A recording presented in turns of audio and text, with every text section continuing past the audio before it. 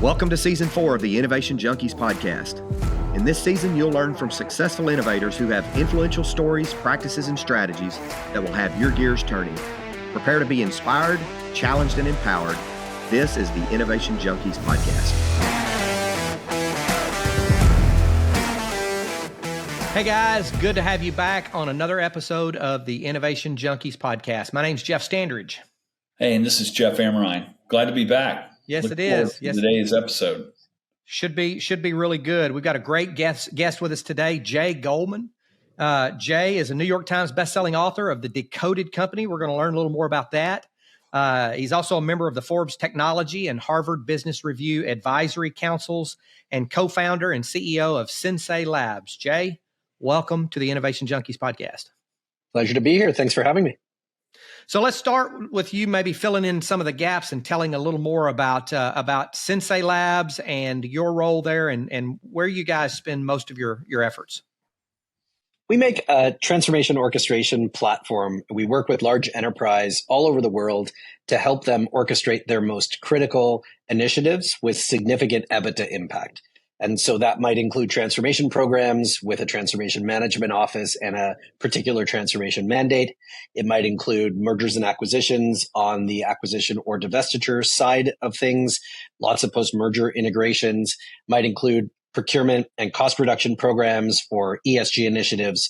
Anything that's a large, complex program, typically tens or hundreds of people working on it for 4 or 5 plus years, and typically tracking 100 million or more in impact net benefit to the business.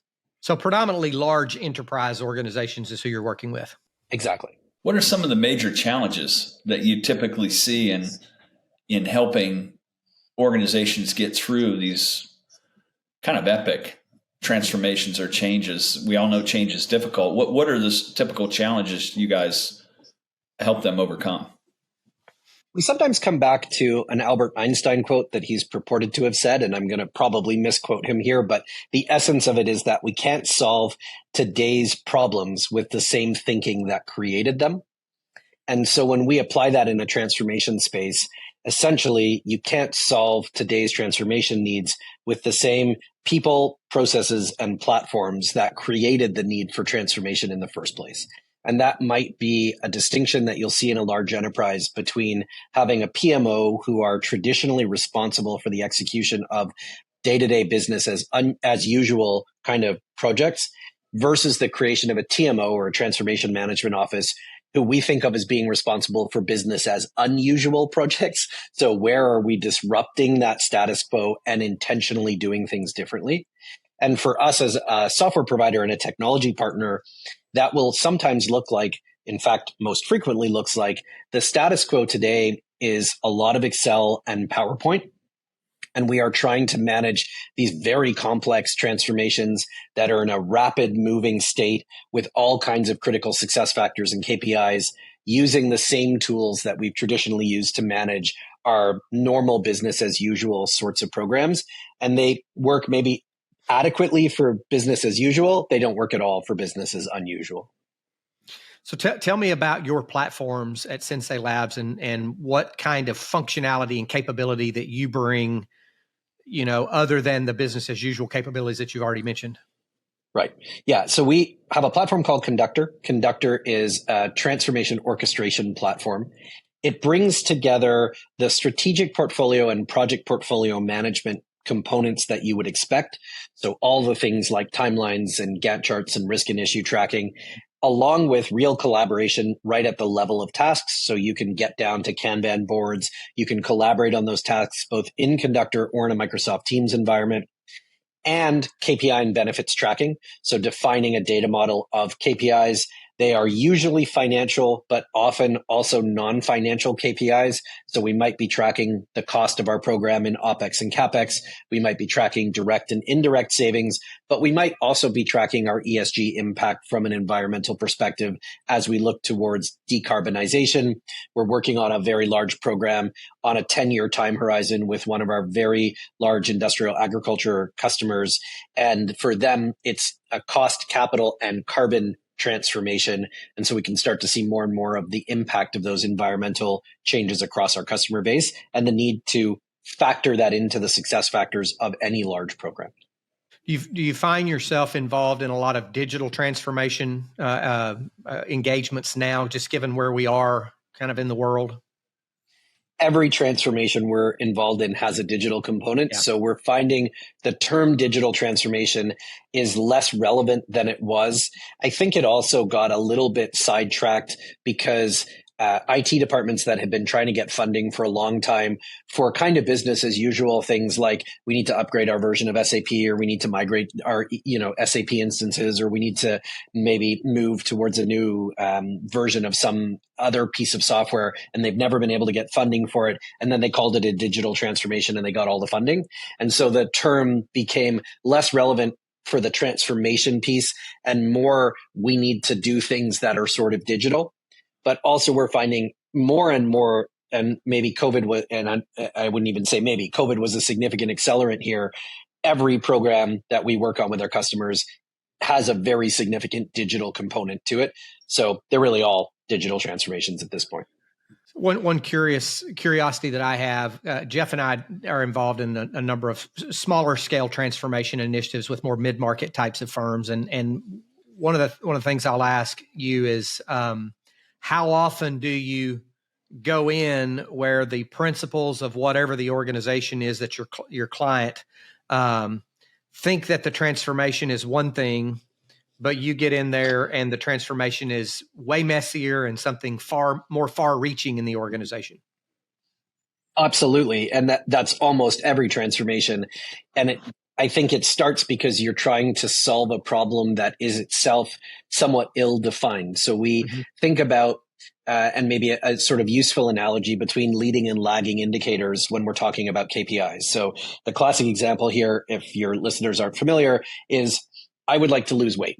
And so the lagging indicator is the weight I see when I stand on the scale. And it's lagging because it comes after the effort for me to do the thing that I'm going to do. But also I can't directly influence that number. I'm sure we all wish that we could just will the number down on the scale, but it's not the way that it works. And so when I stand on the scale, I'm seeing the end result of the work and I can't directly change it. What I can change are the leading indicators that lead me there. So in the weight loss example, that might be I can consume fewer calories and I can work out and burn more calories. Those are leading indicators that I can pay attention to, and they're going to influence my lagging indicator. That's relevant in the transformation space because lots of transformation programs originate from a lagging metric. So the organization will say, we need to achieve $500 million in net benefit. And that's a large number for large enterprise. Obviously, if you're a smaller organization, you might say we need to achieve $50 million or $5 million in net benefit. But that's the lagging indicator. How we're going to get to that is going to be a combination of we need to increase our revenue run rate. So we're going to find programs to expand our ability to earn money. And we're going to look for ways to reduce our costs so that we're going to save money. And between those two, we're going to get to that target that we've set in place. And that's the leading indicators that lead us to that lagging indicator. Yeah. When we get involved in a lot of transformations at the beginning, they've been handed a mandate that looks a lot like a lagging indicator, and they have to figure out how they're going to create leading indicators and then plans that support them that are going to get to that lagging indicator in the end. And that's the messy part, where it will often change in terms of what we're going to do and how we're going to get there. And then even as you're executing that program, it's going to change. So if you were going along and you were maybe considering how we're going to get there through organic growth, and then you discover an acquisition target that fits right into your plans and has an inorganic growth component, which is significant compared to what your plan was, your whole plan has now changed. And you need to be able to adapt and pivot to that. But you also need systems and tools that support your ability to adapt and pivot to that. Mm-hmm. As you're thinking about the roadmap for your own platform, how has that been influenced by the rise and democratization of AI and ML and all that's going on within what we used to call in the dark ages expert systems? But how are you thinking about that these days? AI is a fascinating space, and I think it's become the new version of saying this is a digital transformation to get some funding. So it's not clearly defined when we say AI what we're specifically talking about, and the range of kind of I'm playing with ChatGPT all the way to I'm building my own LLM, or I'm training an extra set of data, or I'm building a layer that sits on top of this. Right. All of those are sort of broadly speaking AI projects. And we are certainly seeing in our customers that the innovation fund, which might have previously gone to something like, I'm going to do a digital transformation, is now going to someone who's saying, I'm doing an AI project. And that's kind of the magic keyword that unlocks that funding. And we're seeing quite a lot of data that's supporting that, even from A16Z and large investors like that, who are putting out quite a lot of data at this point, saying enterprises are willing to experiment with quite significant budgets if you mention the magic keyword AI. Mm-hmm. Good thing for vendors who are listening to remember when they're trying to sell their solutions in. I do think there's a lot of experimentation going on, though, and it's a more rapid adoption rate than I've seen in my career in technology of pretty much any other piece of technology that we've come across. So this has gone from a year ago, when we would say we have some AI components in our platform, we would get sort of passing interest in them, to now pretty much every sales conversation our team's involved in, there's a question about AI capabilities in Conductor and what that looks like. We recently announced Harmony, which is our transformation specific AI model in Conductor. Harmony is the world's first transformation AI. It understands, through the work that we've done in training it, how transformation programs work, how to analyze them, and how to make recommendations about their success. And it uses all the data that exists in Conductor on the execution side, on the resource management side, on the KPI and benefits tracking side, to make recommendations that drive real increases in value in transformation programs. And that's now available in beta to our customers. So I want to go back to the messiness issue. You mentioned the word messy. I think I mentioned the word messiness of transformation initiatives occasionally. Tell us about, you're involved in a transformation initiative and you run into real cultural roadblocks along the way. Thinking about the quote, culture eats strategy for breakfast, right? So any thoughts particularly on the role of culture in transformation, both good and bad? Many, many thoughts on the role of culture in transformation, both good and bad. It is the component that most of the organizations we speak to undervalue the impact it will have on the success of their transformation. And in this case, I would use culture maybe interchangeably with change management, which is a term that comes up a lot there. Change management's a different term. They don't have a perfect overlap. If it was a Venn diagram of culture and change management, the circles overlap a lot, but they don't overlap 100%. Mm-hmm. There are components in the change management piece, which are just things like, we need to train people on how to use new systems, or we need to teach them about the advantages of doing something new versus something old. But there's a significant change component in there as well. And that change component can come down a lot to the culture of an organization. If you're a fast-moving organization that exists and maybe thrives in a high degree of volatility, uncertainty, change in sort of environment, then you're more likely to adopt new technologies and new ways of working. And I don't necessarily mean software platforms here. It could just be new ways of working as well. And when we saw something like COVID, which is an interesting sociological impact looking across large enterprises at the ones who are very able to adapt to everybody is suddenly working from home and we are relying on digital technologies in a much bigger way than we ever have before. How do our ways of working change? How do we figure out how to continue to operate as an organization? How do we thrive in that environment as much as we can?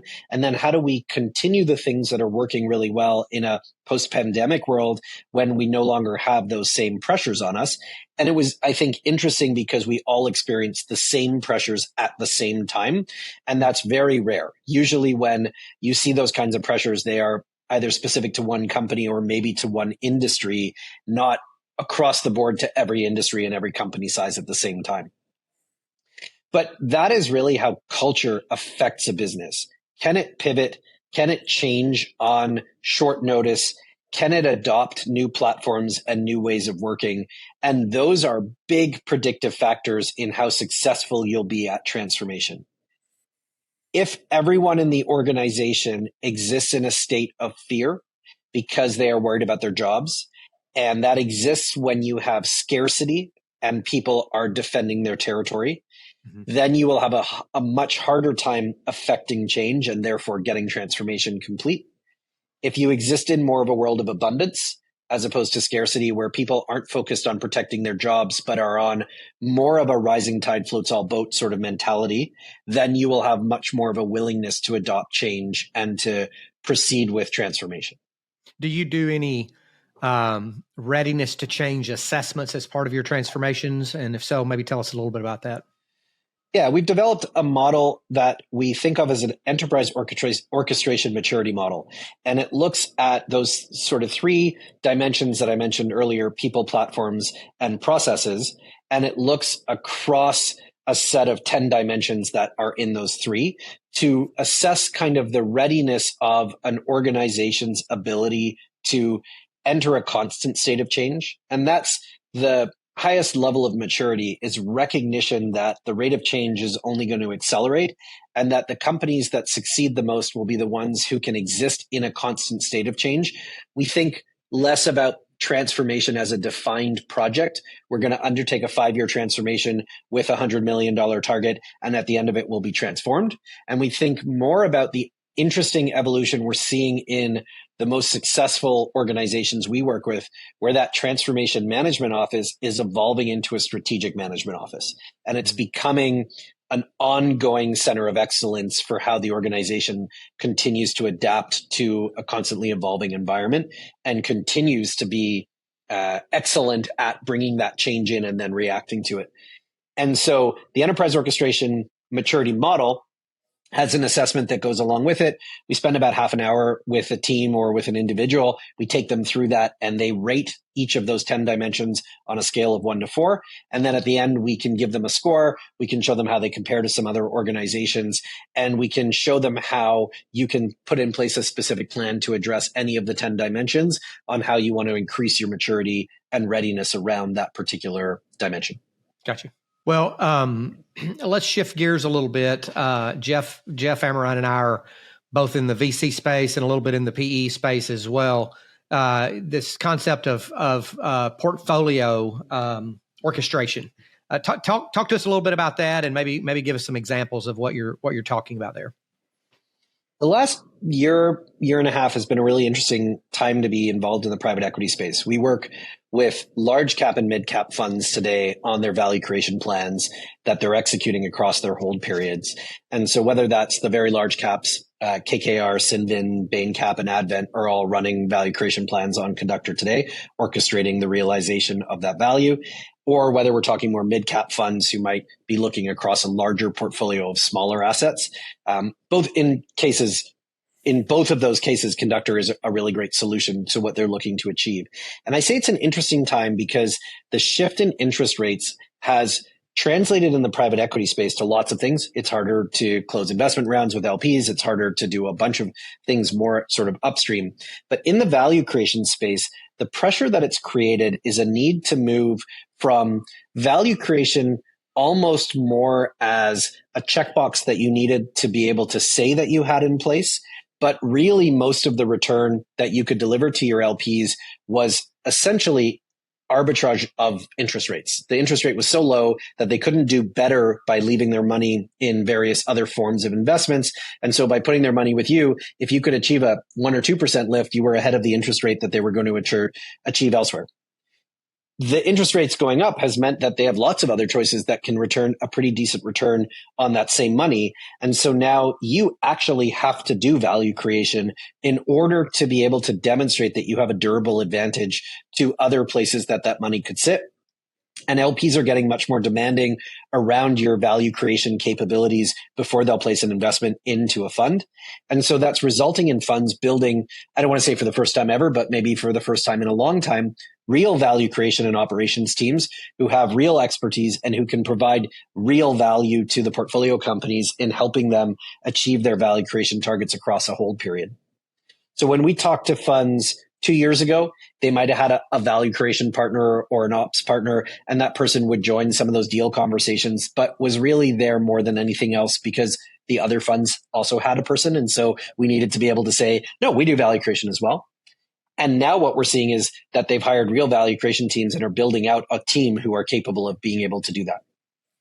As that evolves as a capability in those funds, where the real advantage comes is the best practices and the knowledge that they can bring into a portco to help them achieve value more quickly and more predictably. So if you build a model on a 5-year hold period, which would be fairly standard in the industry, but your holds are actually 6 or 7 years, then you're going to tank your IRR on all of those investments because you have all kinds of opportunity costs on where that money could have been elsewhere, and all your models are actually broken if that's the case. Mm-hmm. If you can take that 5-year model and actually deliver the value in 4 years or 3 years, then you're significantly ahead of the game. And if you can do it more predictably, so even if you stay at a 5-year hold, but we are able to more reliably build value in our portfolio companies so that at exit, we're recognizing more return on our investment, then that's a significant advantage for that fund. So Conductor comes in really in 2 ways. One is that we have a smart templating system called Fast Starts. Fast Starts can be at any level of execution in Conductor. So it could be an entire value creation plan that starts from a fast start, but it could also be specific tactics. If a company is going to pursue maybe a bolt-on acquisition strategy and they're going to go and acquire other assets, each one of those is going to turn into a post-merger integration.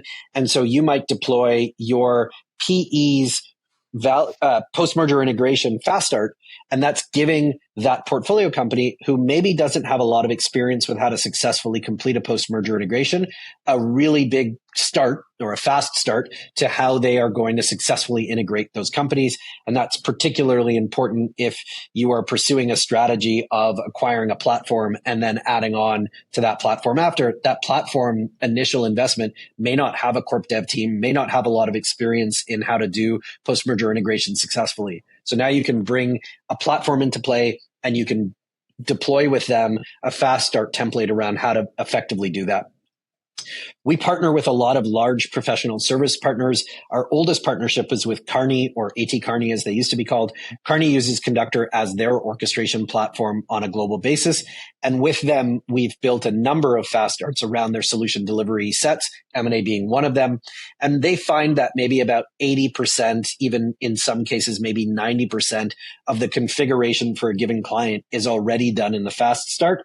And the remaining piece is that kind of 20% of there are specifics about this particular client in this particular industry that need to be specifically configured for them. But it's a big running start to be able to get them there. So that's sort of the first way that Conductor can help. The second is that portfolio orchestration view, where today you might have deployed a portfolio monitoring solution, iLevel, Cobalt, something like that. And you're using that to be able to get to consolidated financials. And it can be very effective for that, especially because it gets you to a standardized reporting format and then gives you some dashboards and that kind of thing. But that is really only the view on the financial side. And lots of the mid-cap funds and even smaller cap funds that we talk to haven't deployed those solutions. So right now they're getting very mixed reporting from their portfolio companies. Might be a bunch of emails that are coming in, a bunch of different Excel formats that are coming in, and they're trying to make sense across that so they can do their own reporting. Conductor lets you standardize that so that you're getting a single view and a dashboard across your portfolio.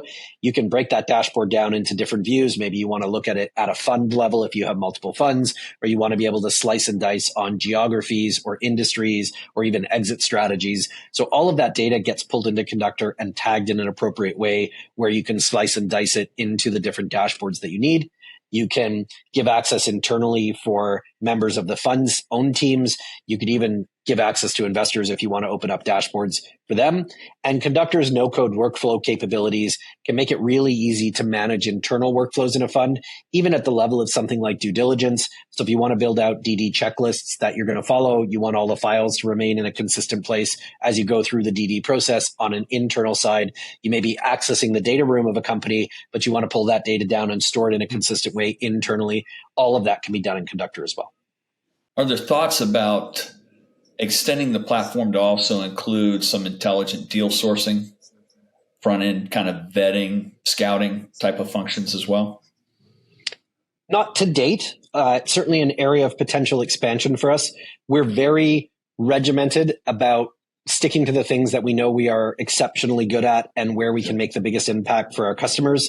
There are quite a lot of deal sourcing and intelligence tools out there. Conductor isn't a CRM, so we are very careful at sort of drawing a line to say, if you're in a a CRM like Salesforce, or if you're in a more sort of specific CRM like Deal Cloud, you should continue to use those tools. They're very good at what they do. But there's a point in that process where you may want to hand that off into Conductor, and we can do that through integrations, or we can just do it through a manual process. But that's really what we excel at. Doesn't rule out down the road that we might choose to expand into those other areas, but we're very regimented about sticking to what we are very good at. Makes sense.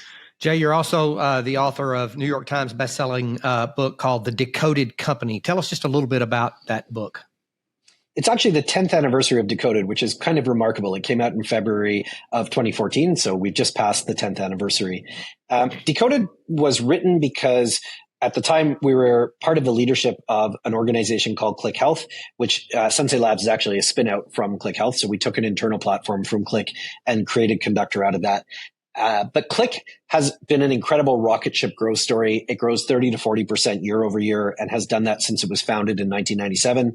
Today, the business is well over 1,500 people globally, offices in 10 different cities, hundreds of millions a year in revenue. Click is a professional service provider in the life science space, particularly pharma and biotech, as a commercialization partner and more, but primarily a commercialization partner and marketing partner for life science companies.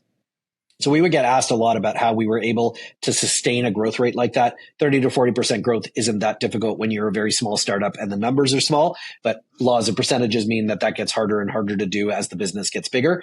And so we would get asked a lot about how we were able to do that, and also how we were able to consistently attract such a high level of talent to come and work in the organization. And so myself, along with two of Click's co-founders, Liram Siegel and Aaron Goldstein, decided we would write a book about it. We brought in a friend of ours, Rahaf Harfouch.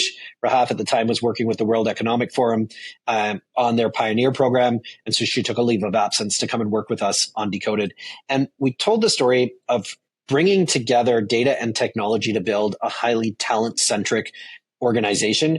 And we got very, very lucky with our timing. We happened to write a book about talent centricity and about culture and about big data at the time where all of those were becoming very hot topics. The intersection of them ended up propelling the book to become a New York Times bestseller, which was fantastic. It gave us a chance to travel around the world and speak about the book in all kinds of very interesting places. We got to speak at Harvard. We spoke at NASA's headquarters, Google's offices around the world. We gave a TEDx talk. And very consistently, wherever we went, there would be a lineup of people when we came off stage who wanted to know where they could build the software platform that we talked about called Genome at Click. And so we realized quite quickly, there's a really unmet market need here for us to turn this into a platform. And so we signed up our first customer, and that was the birth of Conductor. And so that was 2015 when we signed up that first customer. It led to the creation of kind of a division within Click that ultimately became known as Sensei Labs. And then we ended up deciding that we had proven enough of that model and had enough success with our customers to pursue outside investment. We raised our Series A in December 2020, spun the business out in January 21, and have been on our path as a separate business ever since. Very good. Very good. Jay, tell our listeners where they can find you and best connect with you. I am at Jay Goldman, JayGoldman, on pretty much every social platform. LinkedIn's probably the easiest place to find me, but you can also find me on Twitter and other places like that. Sensei Labs also on most of those same places, and senseilabs.com, SENSEILABS.com if you'd like to find us there and learn more about what we do. Very good. Well, Jay, we appreciate you for spending the time with us and our listeners today.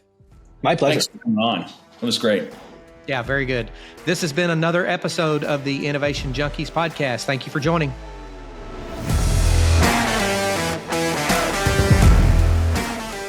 Thanks for tuning in to another episode of the Innovation Junkies podcast.